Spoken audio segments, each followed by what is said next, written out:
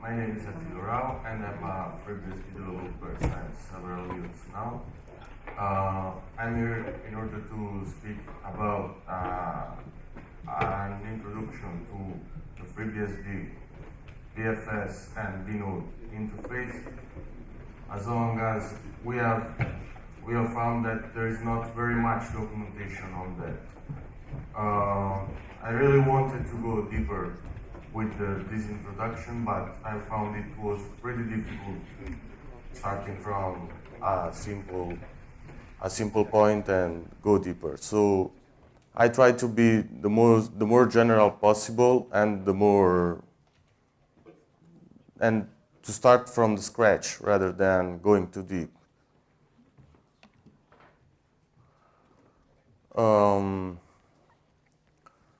During this little speech, we look briefly at the history of how the VFS came into FreeBSD land. We will look at how the VNODE and VFS interface developed over the years, how it's actually implemented and why it's actually implemented the way it is. We will look a little bit deeper to the VFS specific interface and then the VNODE. We will have a brief lecture on the namei interface. We will look at some common races and other type of activities that happen during the VFS object's lifecycle, and the same for VNODEs. And in the end, we will give a look at how the FreeBSD, what are the items that are currently under development for the FreeBSD kernel in regard of this interface. I assume as prerequisite that you have a good understanding about Unix development in general, and that you have a bit of an idea what is a file system and what is an inode and what are other things that are related to the file system land. Here is a very inaccurate and small terminology that I just put here as a reference.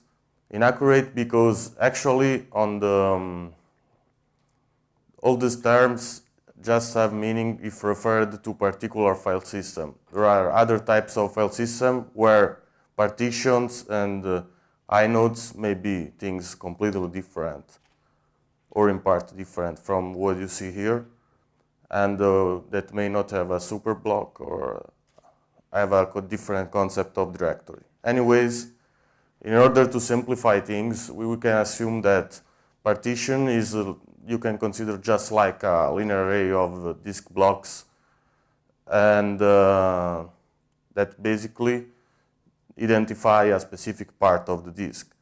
The superblock is a particular block that handles metadata of the full file system. Basically, metadata means all data that are used for managing the file system, which can be like the number of free blocks or the space used within the file system.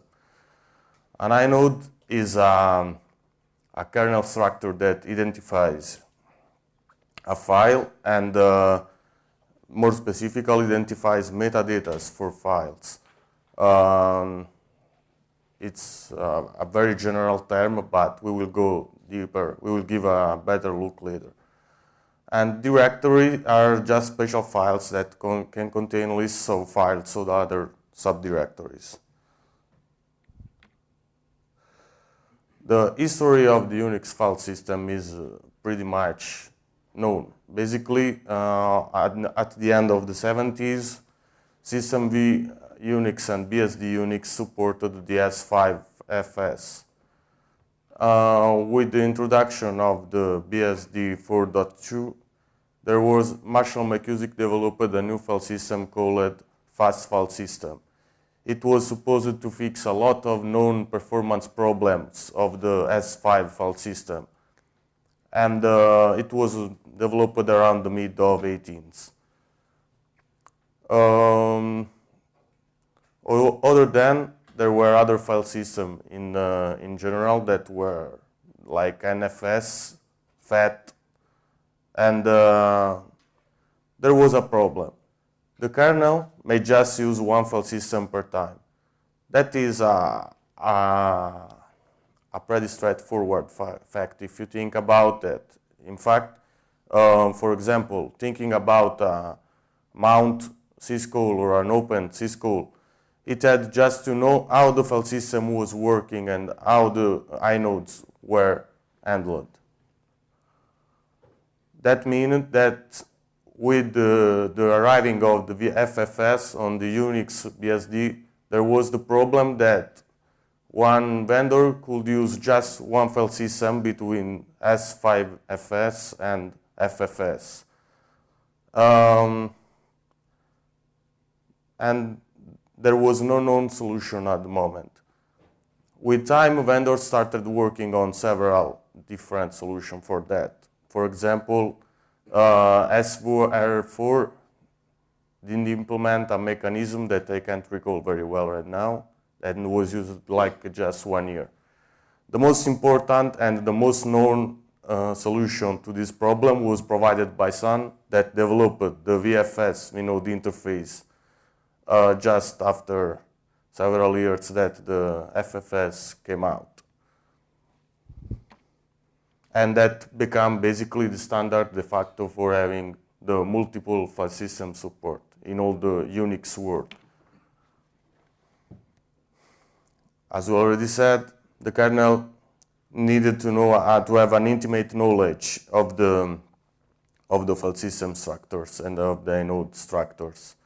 A possible solution, and that's what VFS VNODE does currently, and is to outline a common interface for all the file system, and like having an abstractions of all the functions the file system and the VNODEs might perform and might be subjected to.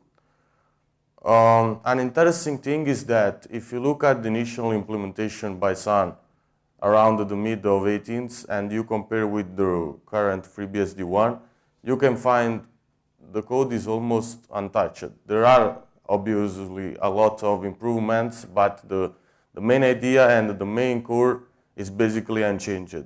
And I guess it's the same also for other BSD flavors like NetBSD and OpenBSD. That may be a point about the good job that Sun did when implementing this interface. Starting from the assumptions that operations to be performed on the file system are well known and are typically repetitive, it was pretty simple to split out the operation in a file system specific part and file system independent part. More basically, these two layers were linked together by a standard interface. This standard interface is exactly what the VFS and VNODE interface is. Just an interface for having a good separation about file system specific operation and file system independent operation.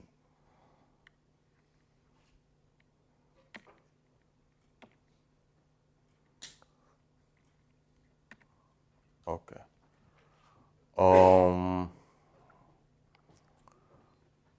As you may understand, we are talking about file system and inodes in abstract terms, but they are actually a very physical types, very in object-oriented programming you would call concrete types.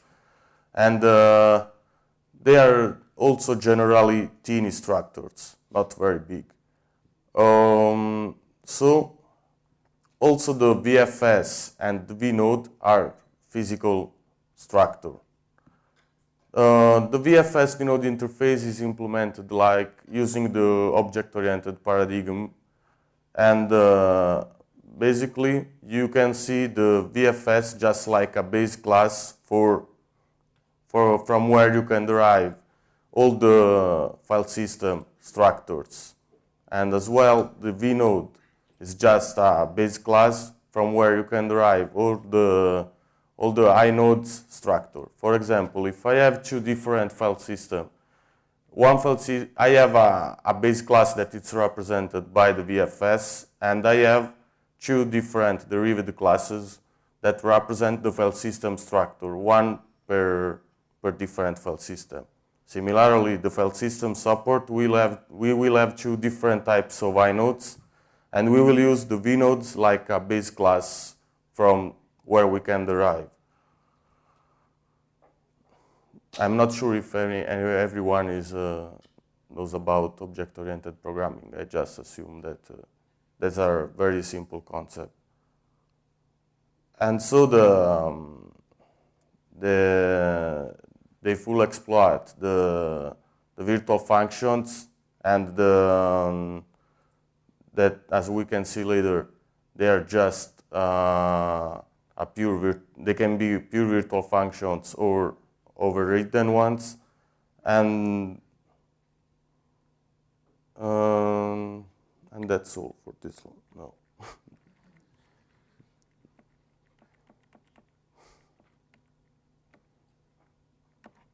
Okay. So as I told you, the VFS interface is a very concrete type.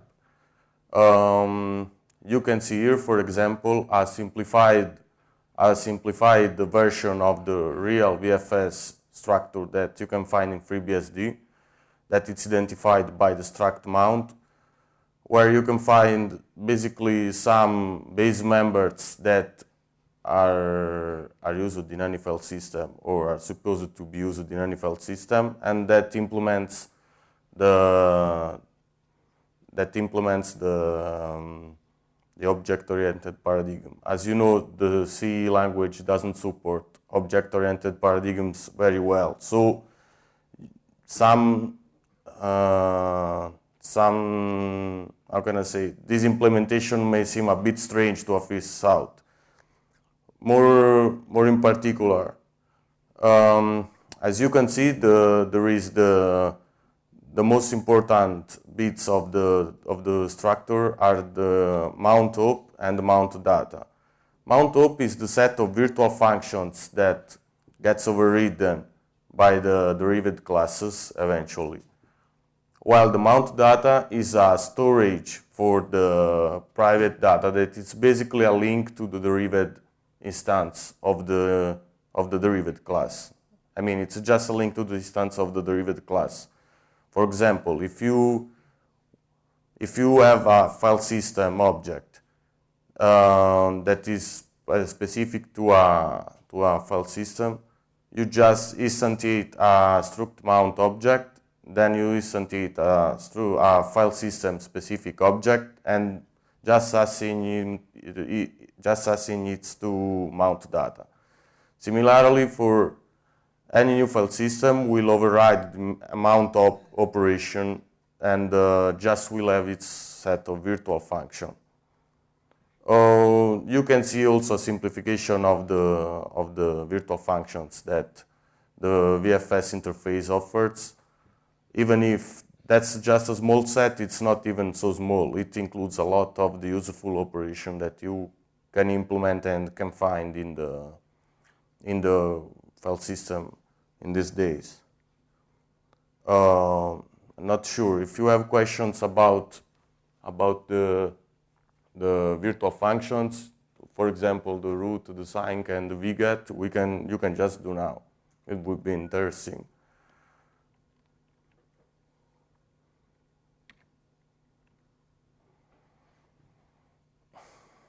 That basically explains what we said earlier.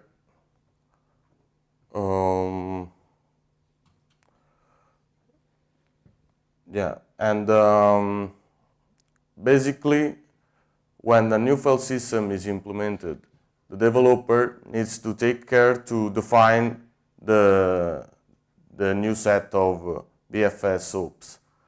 By doing that, he also needs to take care to create an object that is used for is used for registering the new file system, and in particular for registering the VFS hooks. That object is a storage called VFS-conf that goes in the, so basically that you have a VFS-conf for any new file system you add to the system. And these VFS-conf are all chained together into a list, basically. That's going to be helpful later when you will see how the mount operation works. But basically, when differently by how it was happening in the past, when you just load the subsystem and the new file system in the kernel, there is a new set of VFS hooks that gets stored somewhere. This somewhere is just a list called file system switch. If you want to look at the code, you can find in the VFS init file. And this is how a typical mounting operation works. Basically, we have a mount syscall that userland can invoke for forcing the mounting of a file system. Mount is just a wrapper in the end for the kernel function VFS do mount. The VFS do mount does a lot of things that would not be interesting to discuss here, because the most specific are listed here. Basically, from the old list of VFS-conf, does the lookup and tries to find the VFS hooks of the right file system. Looks up the VNODE for the mounting directory, and we will see this later, how does that happen. But basically, the mount interface just accepts a path that needs to be translated into a VNODE. Allocate a new instance of the struct mount and assigns to this instance the right VFS hooks that was retrieved previously from the file system switch. In order to do that, just calls the VFS mount alloc. Then it does call the VFS mount virtual functions. That basically is just the file system overridden function retrieved by the VFS hooks just looked up. And if the VFS mount returns successfully, the new mount point that has been correctly probed is basically inserted into a list called mount list. Sorry. VFS mount usually is file system dependent, so any file system can do whatever it wants. But the important thing is that it must always, or almost always, if just few cases are not included, set up properly the mount data. And if you recall that correctly, it's where the linking between the base class and derivative class happens.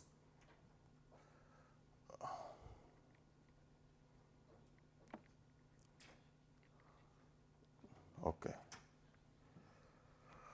Similarly, we have a similar scheme for the VNODE interface. As you can see, there are several members of the VNODE, we can call VNODE class at this point. The type of the VNODE that identifies the files linked with the VNODE, that is basically it may be a socket or a character device or just a regular file.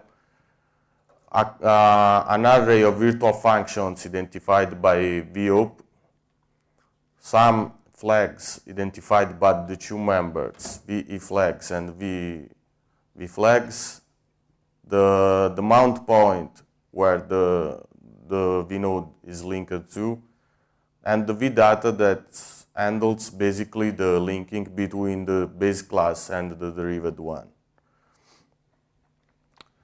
Also in this case, the VOP just handles a list of virtual functions that can be overridden. Differently from the VFS case,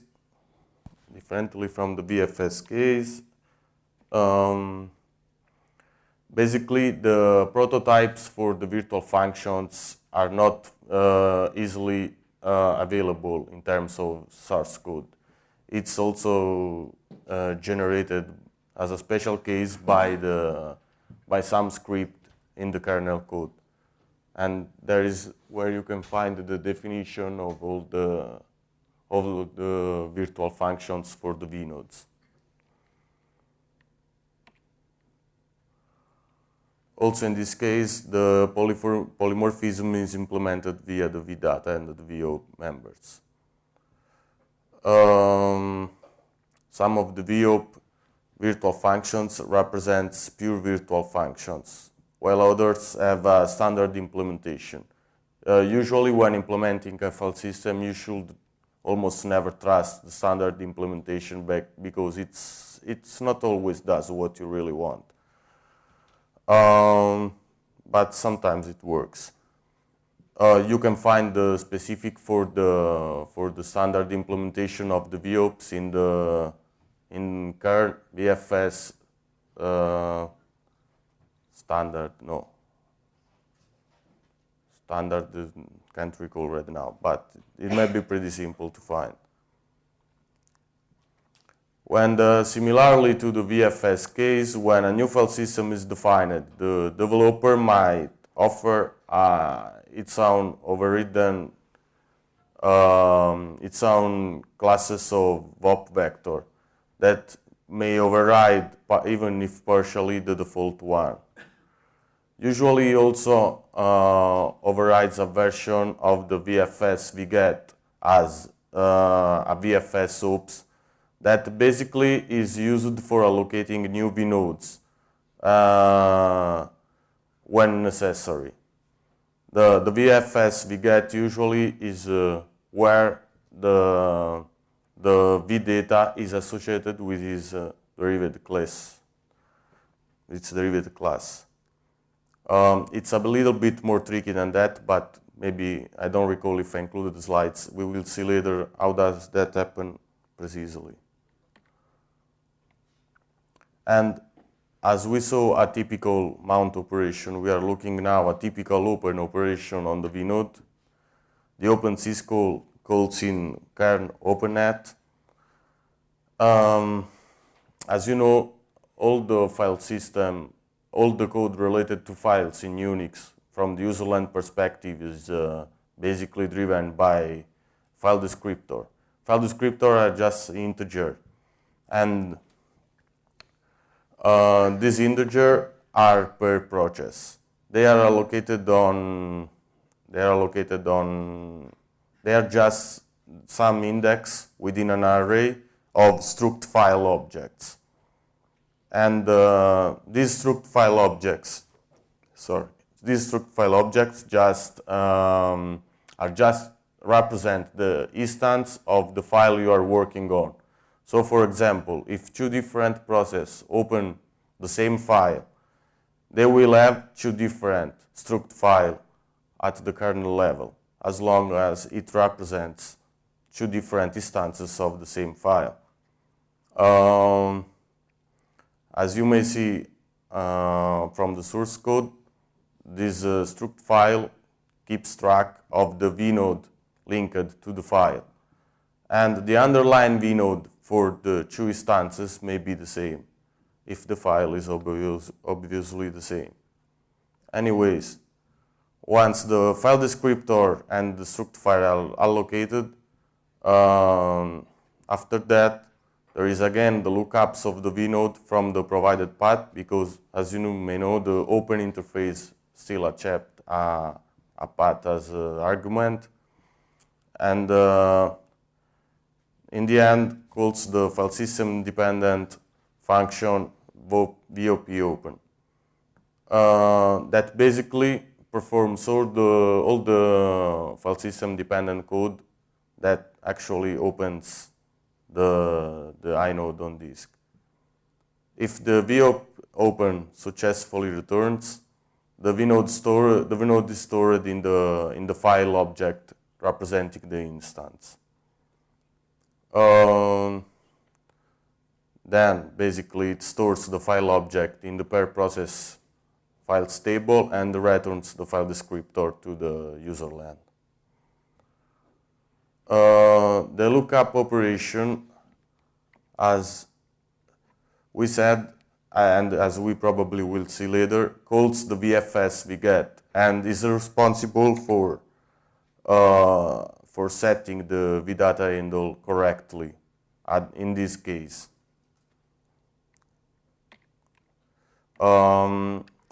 Another interesting operation about files would be related to the I/O and in particular reading or writing. I didn't prepare a slide on that, but we may discuss as it's maybe a short thing. Basically, what happens in that case is that the file descriptor addresses a struct file that as you have already an open file, it's already set up, and retrieves the VNODE. At that point, it calls the VOP read or VOP write and calls in the I/O layer.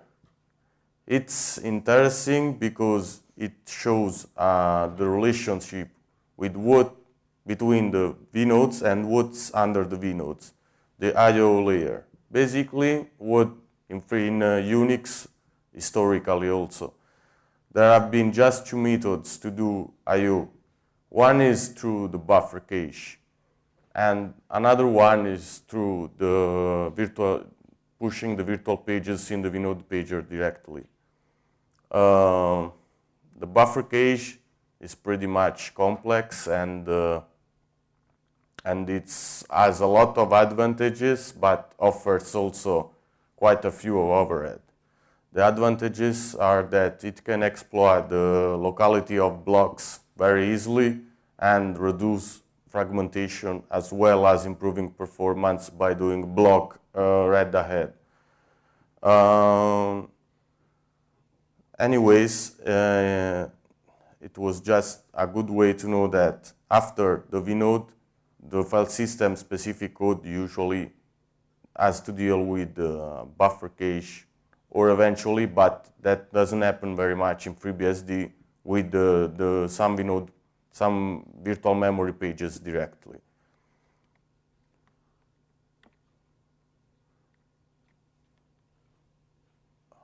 How the lookup works, the lookup that we had to see here, for example.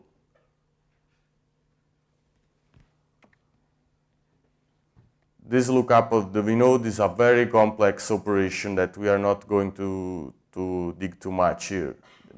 I want just to give you an idea so that you can look better later. The main objects the main functions that work on the VNODE lookup is the namei interface. Namei interface is used mainly for translating a path into a VNODE. It's just a complex wrapper to the lookup operation that's basically is very difficult to understand. But in short words, he analyzes token by token the paths that are passed, and unless you can find special cases like symbolic links or dot lookups and other things like that, equals the VOP lookup specific function on the tokens in order to understand if there is any problem or the file that can be actually found. If the file can't be found and so the VNODE can be located, what happens is that you can request the lookup to create the file.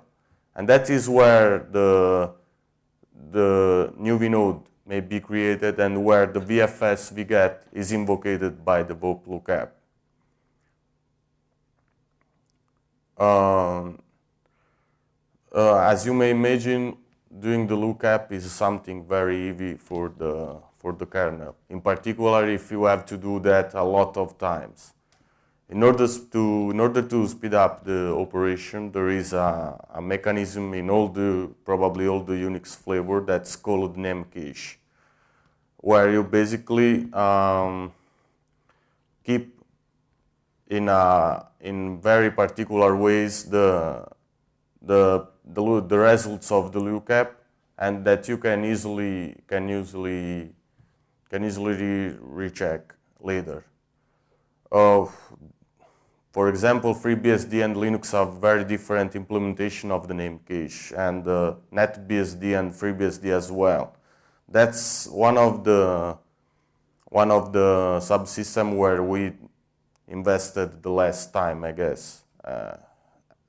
Probably because we never had the impression it could be a big bottleneck for performance. But anyways, I think that actually we have the namecache that the Unix 4.4 had, probably. We never changed it, so it may be a very old design.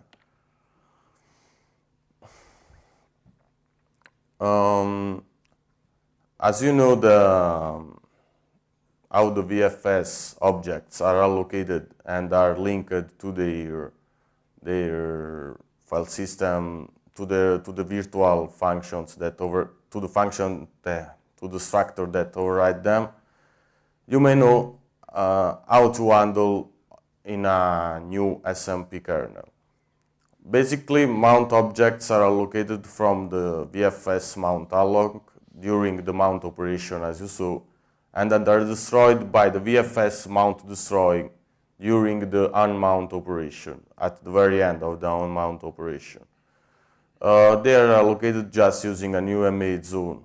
That's a very typical operation in FreeBSD when you want a very fast allocations. But there is one thing linked to the VFS objects, and that they are type stable. Basically, they are never really freed. They are just recycled in the allocator, in the UM allocator. That's just because we have some code paths that rely on type stability of the VFS objects, and one of that is the check for controlling the VFS needs to acquire giant on top of its operation or not. Type stability is not a big problem for the VFS objects because generally we don't have a lot of them, and it's not a big problem to keep a few of them around. The synchronization for the VFS objects is handled via basically 3 instruments. The mount list lock, that as you may understand is the lock of the mount list that we saw earlier, a mutex specific to any instance of the VFS object, and ref counts that are local to any instance of the VFS objects. In particular, there are two type of ref counts: a strong one and a light one. Additively, there are also some barriers that we will see later,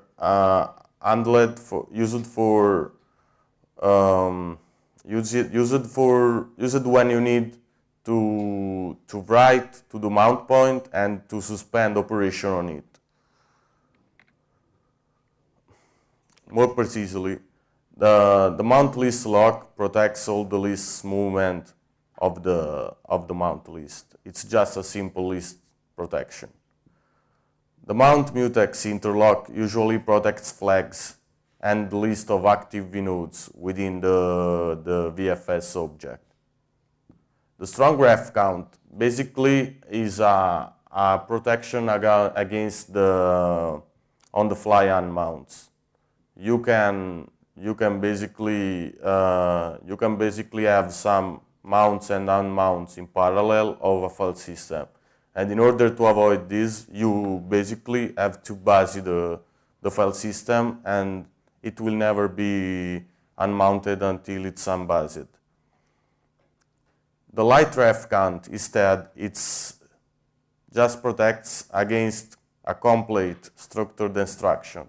That maybe seem a redundant protections with the strong one, but I can show you later why it's actually necessary. The red suspend barriers instead are used mostly, I think they were introduced during the snapshot support for UFS, and are used mostly for handling that type of code.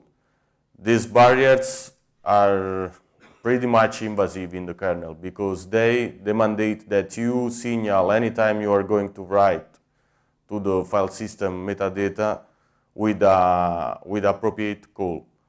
And that's just in order to block snapshot creation. For example, if you're going to write to a file system metadata, you signal that and snapshots can't proceed. Otherwise, if snapshot is going to signal that it's going to happen, the write is suspended until the snapshot is not done.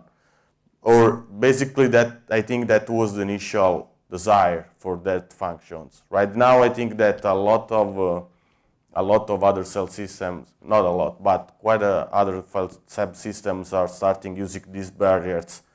And while it was a good idea to keep them private to UFS, right now it's gonna be difficult to do that.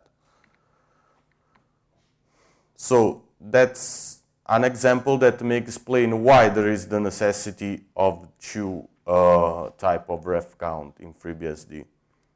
A typical usage of the VFS object is to acquire the mount list lock and look up the mount objects you want to work on. At this point, you acquire a light ref count on it via the VFS ref, and you can safely release the mount list lock. You need to do that before to BASI because the BASI operation usually sleeps, and you want it sleeping because otherwise you can end up usually in a BASI waiting cycle that's going to consume a lot of CPU time. And as you may know, sleeping is not something allowed when there is a mount list lock and when there is a simple mutex. You do then a VFS BASI and if just release the light ref count on the file system object. Why is that necessary then? The problem is that when you unlock, if without the VFS ref and without the light reference on the structure, when you leave the mount list lock, what's going to happen is that the file system can be unmounted before the VFS BASI takes place. Thus, it can just make the structure completely destroyed and can lead to raises. With the VFS ref, the unmount is still possible, but the structure won't be destroyed. So the VFS BASI will just signal the situation to the caller, and the caller just knows, okay, the unmount happened, I don't need to work on this entry anymore, and just quit the operation.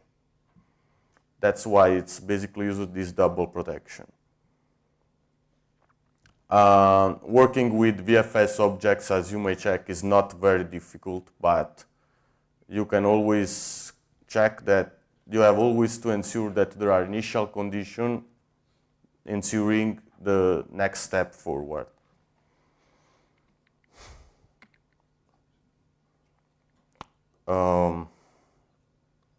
Now we have just some few minutes, but we could see how the VNODE objects lifecycle happens, or we could discuss more on the FreeBSD to-do list. What would you prefer to do? Okay. Go for to do. FreeBSD has shown to have several wake points on the VFS and the I/O path interface. In particular, when it comes about performance. Right now, as I told you, the namecache is a big problem, and I mean, it's a big, it has never been touched probably, and we have a student sponsored by the Summer of Code that is working on a new model of the namecache that might replace it. VNODEs, as you have not seen, but you can easily check from the source code, use a big log for the operation. While that's easy to handle, is not very good in performance-wise cases like the case we discussed earlier when two different processes want to access to the same VNode, and something more granular, a more granular control would be interesting to have.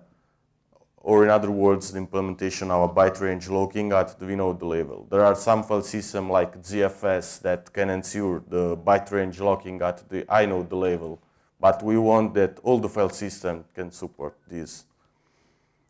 An important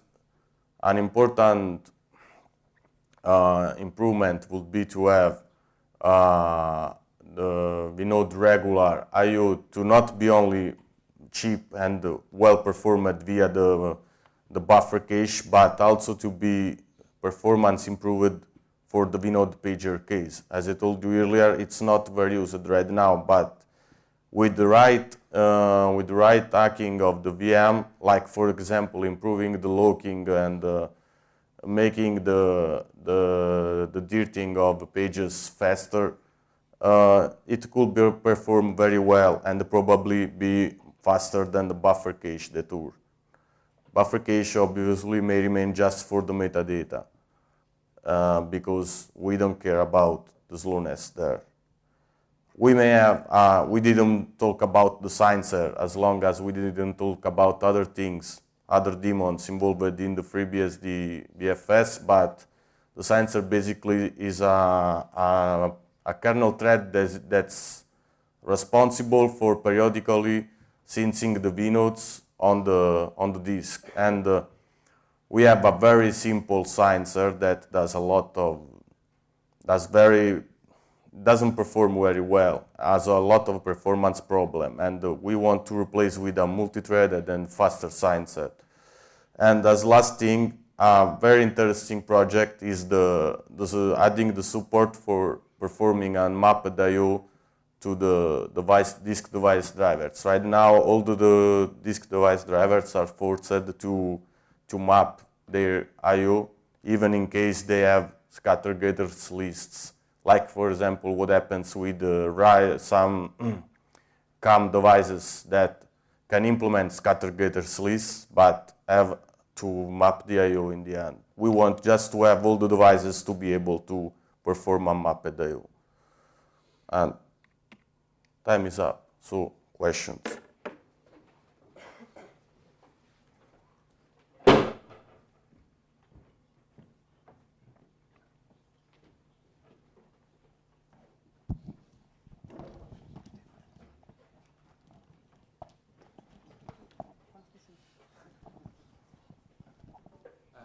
I have a question that does not really regard strictly to the VFS.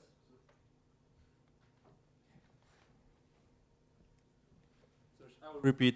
My question does not regard strictly to the VFEs, but the question is that the problem that I had, and probably you know eNotify. eNotify, you know this project? eNotify, okay, the interface. Yes, and I was writing an app that I really wanted to have this kind of functionality that I can write. Particularly, there was the cron jobs. So this is one of these cron jobs that you can do not triggered by a time, not every 2 minutes, but when the file changes. So I was looking a lot. I spent some time. It's not. I spent like half a day looking for something that I could really use for that. But that would work in one of the BSD environment, and I could not find really it, and I don't really know why it's the problem of that. So that the inotify works well with the Linux kernel, and it's some. So you basically had a bug on inotify that prevented it from working. Not sure. It was okay. Inotify is strictly handled with the Linux kernel. I don't really know what it uses, but it cannot be like installed on the BSD and it will not run. Okay, I can really tell you why. No. It's just said to be. So the problem is Yep. that I notify in Linux VFS is name based. So basically in Linux you have all the path to the node all the time. VFS in FreeBSD is VNODE based. Basically that means that there is no path available from the root to your node. Mm-hmm. And new namecache is going to improve the situation. And besides, there is another Google Summer of Code student sponsored this year. Yeah, that that it's implemented. He's working on it, but and another issue is that look up for given node to get operation to get name for the given vnode is not reliable. Yeah, basically on FreeBSD there is a function called vn full path that returns what it thinks is the right path for the vnode, but it can't be actually sure because as Gleb said, it's a vnode based lookup. So I'm pretty sure the situation will improve really. Okay. So yeah. it's being worked on. Great, thanks. Another questions?